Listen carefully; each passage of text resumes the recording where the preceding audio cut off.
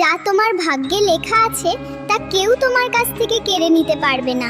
তাহলে বলো, এই অকারণ চিন্তায় নিজেকে কেন জ্বালাচ্ছ? তুমি ভবিষ্যতের দুশ্চিন্তা বোঝা আজকের কাঁধে তুলে নিয়েছো।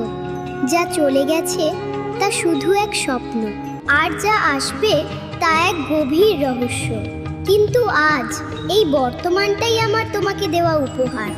তুমি যেটাকে ক্ষতি মনে করছো সেটা আসলে আমারই এক পথ, তোমাকে বড় কোনো বিপদ থেকে রক্ষা করার জন্য। এই জীবনের প্রতিটি সুতো আমার হাতেই বাঁধা, আর আমি কখনো ভুল গাঁট বেঁধে দিই না। তুমি শুধু তোমার কাজটা সততার সঙ্গে করে যাও, আর ফলটা আমার উপর ছেড়ে দাও।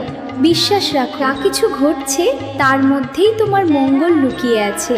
তখন তুমি চিন্তা ছেড়ে চিন্তন শুরু করবে, তখন দেখবে প্রতিটি সমস্যার মধ্যেই সমাধান লুকিয়ে আছে।